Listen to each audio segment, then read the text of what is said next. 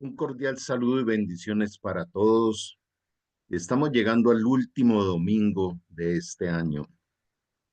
Qué bueno darle gracias a Dios porque nos ha permitido llegar hasta acá. Y todo lo que ocurre en nuestra vida es porque Él lo ha permitido. Como dice tu palabra, como dice la Escritura, todo, toda buena dádiva y todo don perfecto viene del Señor, del Padre, la luz. Les invito a que podamos reflexionar de una manera profunda en este tema que es sentido, que es lo que Dios nos entrega para el año que comienza. Hay un concepto en la palabra que se llama el año agradable del Señor. Y no hay cosa más agradable para un padre que ver que sus hijos caminan en bendición, que sus hijos tienen plenitud de esa relación con el Padre. Cuánto más Dios no desea que nos vaya lo mejor en el 2025. Por eso el año agradable del Señor es el resultado de vivir en el amor de Él, en el deleite de la obediencia y en disfrutar los resultados de esto. Pero nos falta concientizarnos del cómo hacerlo. Creo que la mayoría de los últimos meses el mensaje tenía que ver con no ser solo oidores, sino hacedores de la palabra. Vamos a entrar entonces de lleno a nuestro material de hoy, dándoles un saludo muy especial de nuestro ministerio Restauración Ágape Internacional, restauración con el amor de Dios. Y el año agradable del Señor va a ser nuestro tema de introducción al nuevo año y vamos a hablar de preparar la victoria. El Señor dice en la segunda carta a los Corintios que Él nos lleva de victoria en victoria, de gloria en gloria, y esa es la vida. Él nos advirtió que este era un mundo caído, un mundo recomplicado, donde se incrementaría cada vez más la injusticia, la maldad. Aún dice, por haberse extendido la maldad, el amor de muchos se enfriará. O sea que la maldad va pagando el amor. Por eso mm, es tan importante que hagamos el cierre de este año con una profunda gratitud al Señor y de poder entender cómo Él nos equipa para entrar en esa victoria de gloria en gloria, cada minuto, cada hora, cada día, cada semana, cada mes del próximo año. ¿Qué es el año agradable del Señor? Jesucristo cumplió esta profecía al predicar el Evangelio, realizar obras de misericordia y liberación durante su ministerio en la tierra. Recordemos que Él es la imagen visible del Dios invisible y en la primera carta de Juan dice, el que dice que está en Cristo debe andar como Él anduvo, es nuestro modelo perfecto y no hay otro. Por lo tanto, el año agradable del Señor se ha interpretado como un periodo de gracia y salvación mediante la vida, muerte y resurrección de Cristo. Apartados de Él nada podemos hacer, porque nadie puede colocar otro fundamento que el que ya está puesto, el cual es Cristo. Y esto no debemos olvidarlo en ningún momento. Su aplicación actual se refiere a periodos de renovación espiritual, reforma social y justicia en la historia de la humanidad, siempre en el contexto de la búsqueda de la justicia divina y la misericordia. A eso vino el Señor. Él tenía que hacer justicia porque la paga del pecado es muerte y nuestro pecado nos tenía sentenciados a la muerte eterna, a la muerte en la cruz, y Él vino y pagó la cuenta. Hizo justicia, por eso nos llama justos, por su justicia en la cruz. Y su misericordia enorme, sin merecer nada, nos lo ha dado todo, por gracia. Se puede echar suertes, pero el Señor es quien decide el resultado. Podremos tirar los dados, pero el Señor decide cómo caen. Y las suertes se echan en el regazo, pero el veredicto proviene del Señor. Por eso no existe la suerte. Todo aquello que nuestra mente tenga esta tendencia de llevarnos a probar si esto, si lo otro, voy a ver si me va bien, esto no es de Dios. Cada día, como lo he mencionado muchas veces, viene diseñado. Dice que salgamos cada día a recibir lo nuevo que Él preparó para nosotros. Dios no comparte su gloria. Cuando yo quiero combinar estrategias humanas, cuando yo quiero combinar ideas del humanismo con la gloria de Dios, Dios dice con quién me comparo. Por eso debemos fijar los ojos en Jesús, que es el autor y el consumador de la fe. Colocar la mira en las cosas de arriba y no en las de la tierra, son los mandamientos que Él nos da. Por eso les mencionaba que toda buena dádiva y todo un perfecto desciende del Padre de las luces, en el cual no hay mudanza ni sombra de variación. Este versículo nos recuerda que todo lo bueno que tenemos viene de Dios, quien es inmutable y siempre fiel. Todo lo bueno viene de Dios. Por eso dice, lo que no es por fe es pecado. Confía en el Señor con todo tu corazón. No dependas de tu propio entendimiento. Solamente con quedarnos a revisar en este final de año, si confío en el Señor con todo mi corazón, ¿cuáles son los elementos cuando se refiere todo el corazón? Está hablando de pensamientos, emociones, decisiones y conciencia, los 4 elementos del corazón espiritual. Busca su voluntad en todo lo que hagas y Él te mostrará cuál camino tomar. Buscar su voluntad. Su voluntad es buena, agradable y perfecta, no puede competir con nada. Por eso en Romanos 12:2 dice que dejemos de seguir pensando como hemos aprendido de esta cultura y le permitamos a Dios que nos transforme por la renovación de la mente. ¿Cuál es tu plan de renovación de la mente desde este momento para introducirnos al nuevo año, al año agradable del Señor? Aquí se nos llama a confiar en el Señor con todo nuestro corazón y nuestras propias capacidades o en supersticiones. Recordemos que David era un hombre conforme al corazón de Dios. Dice, pero Dios quitó a Saúl y lo reemplazó con David, un hombre del cual Dios dijo, he encontrado a David, hijo de Isaí, un hombre conforme a mi propio corazón. Él hará todo lo que yo quiero que haga. ¿Será que esto nos puede llevar hoy a tomar decisiones? De decir, yo anhelo, yo deseo ser aquel que haga todo lo que Dios quiere que yo haga. Alguien podría decir, pero eso es como ya muy soberbio. No, todo lo contrario. Dios nos está diciendo que no es en nuestras fuerzas, sino con el fortalecimiento del Espíritu. Y está diciendo que no es por merecimiento, sino por gracia. Entonces, no hay disculpa para no hacer todo lo que Él quiere que hagamos. Fuimos creados a imagen de Dios. A esa imagen implica que debemos reflejar la bondad, la justicia, el amor y la sabiduría, el carácter de Cristo.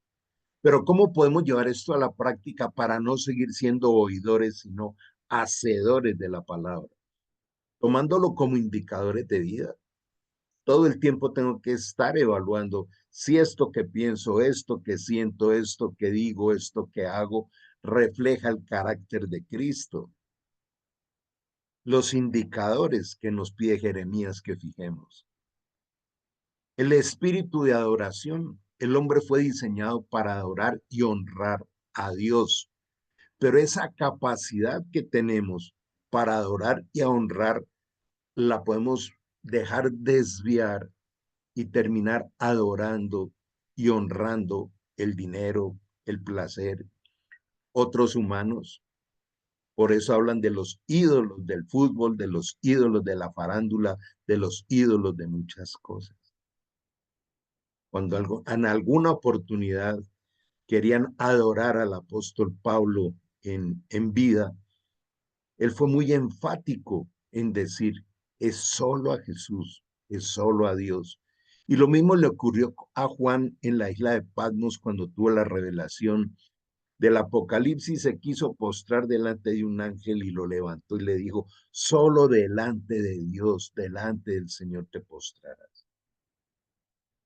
Tener una relación armoniosa. Debemos tener una relación armoniosa con Dios, con los demás y con la creación que refleja el gran mandamiento. Pero la pregunta es esta, ¿qué tal si nos damos el regalo de evaluar cómo está nuestra relación con Dios al terminar este año? Es una relación armoniosa. La integridad moral debe vivir según los principios morales de Dios, como la honestidad, la justicia y la castidad. Es lo que nos demanda el Señor. Otras características, todos traemos unas condiciones de liderar desde eh, las virtudes, las habilidades y los dones que Dios nos ha dado. Una responsabilidad de liderar con amor, con sabiduría a la familia, a la comunidad. La humildad y la mansedumbre debe cultivarse, reconociendo la dependencia de Dios, como veremos más adelante. El amor y la compasión. Debemos amar y compadecernos de los demás, especialmente de los necesitados. La verdad y la transparencia debe ser veraz en todas las acciones y las palabras. Paciencia y perseverancia. Este punto es tan importante en lo que viene. Les enfatizo que lo tengamos muy en cuenta. Dios nos pide desarrollar paciencia y perseverancia. Y obviamente el continuado crecimiento espiritual hacia la madurez. Ahora, ¿qué nos dice aquí la palabra de Dios? Hijitos, hay otros que no son hijos porque no han tomado las decisiones. Recordemos lo que dice Juan capítulo 1 y capítulo 3. Hay que tomar la decisión de nacer de nuevo para ser un hijo de Dios. Dice, hijitos, ustedes son de Dios y los han vencido. ¿A quiénes? A todos los distractores que hay en este mundo. ¿Qué es aquello que nos quiere venir a convencer? Dice, ya están vencidos. Porque el que está en ustedes, o sea, el Espíritu Santo, es mayor que el que está en el mundo. Observemos que hay dos sistemas. Hay un sistema vencido, que es el sistema de la maldad, pero está el sistema eterno del amor, de la misericordia y la gracia de Dios. Como dice en Deuteronomio 28, pongo al cielo y a la tierra por testigos para que ustedes elijan el camino del bien y la bendición o el camino del mal y la maldición. Vivimos de toda la palabra que sale de la boca de Dios. ¿Qué tanto aplicamos esto a nuestra vida? Jesús nos dejó el tremendo modelo de hacerlo frente a la tentación. Escrito está, ese es la principal arma que hay cuando nosotros en la llenura del Espíritu Santo nos paramos en la palabra. Vivimos de toda la palabra que sale de la boca de Dios. No necesitamos de otras cosas. Recordemos que la victoria ya nos fue dada, por eso nos llama en Romanos que somos más que vencedores. Por lo demás, fortalezcanse en el Señor y en el poder de su fuerza. Creo que este es el núcleo de la enseñanza de hoy.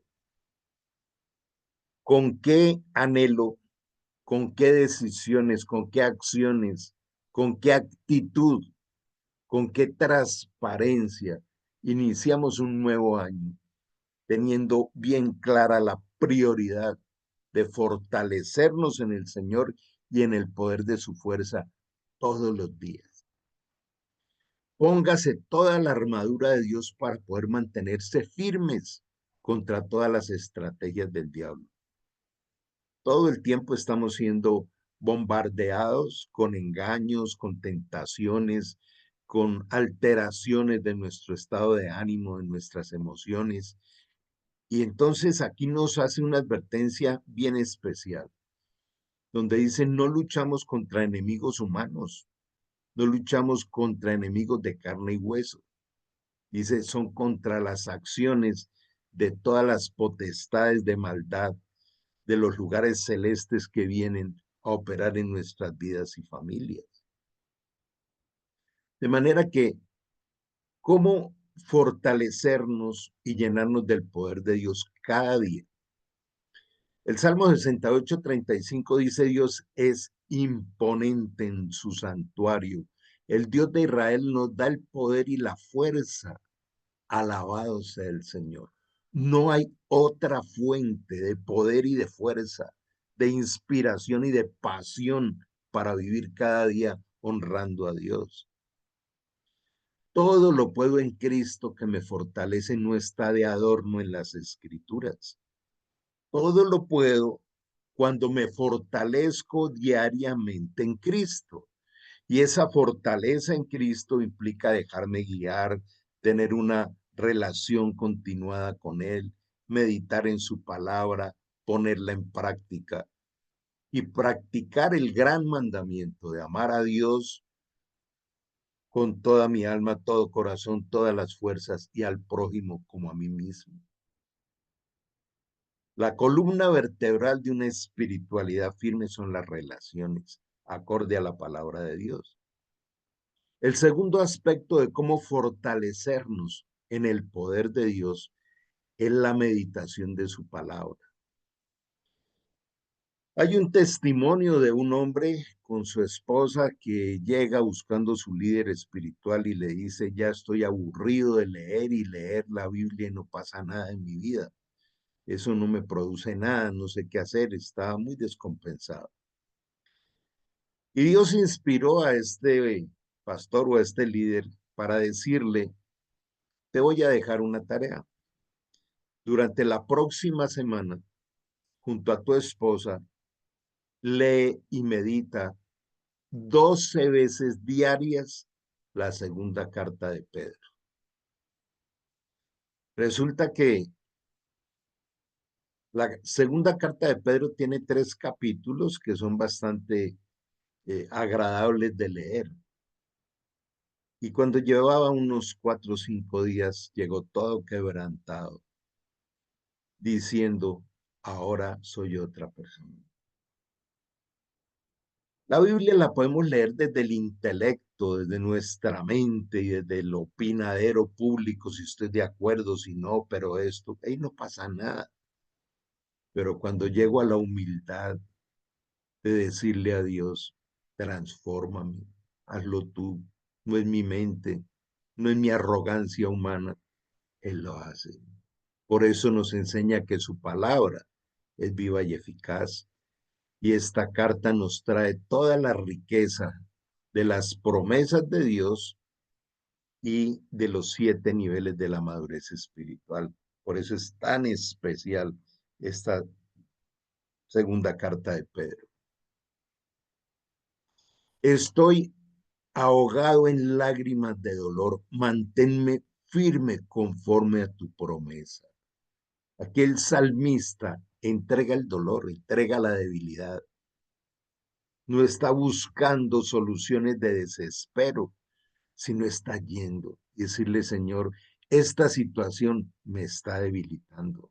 Manténme firme.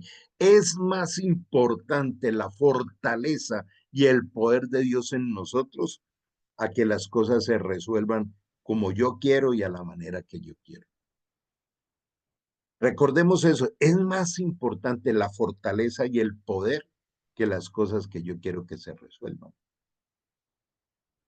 Tercero, la otra manera de la fortaleza es por adoración. ¿Qué es la adoración? Reverencia y respeto. La adoración implica un profundo respeto y reverencia hacia Dios, reconociendo su soberanía y su grandeza. Humildad. La adoración requiere humildad, reconociendo la debilidad, la limitación humana ante la omnipotencia divina.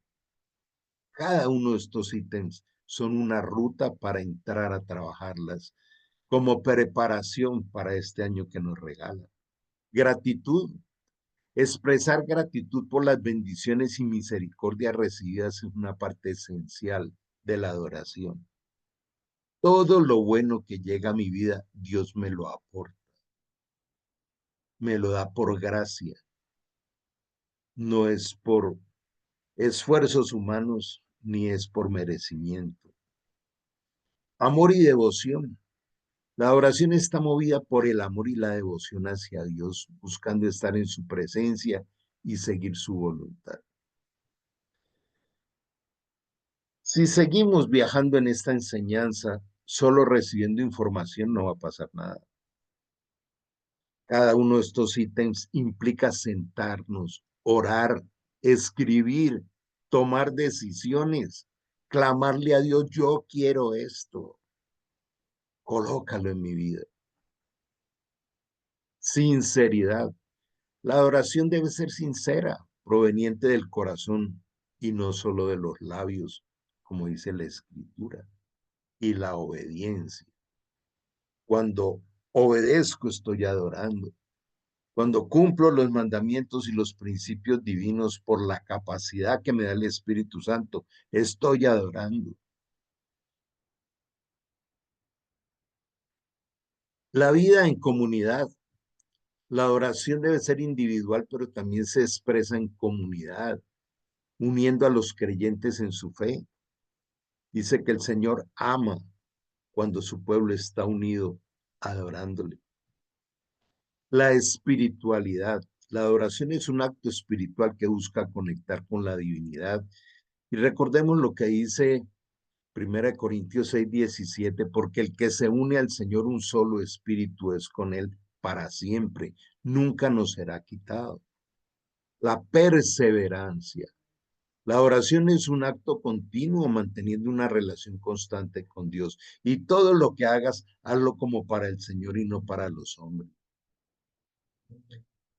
Pureza de corazón. Se busca la pureza de corazón y la integridad moral en la adoración.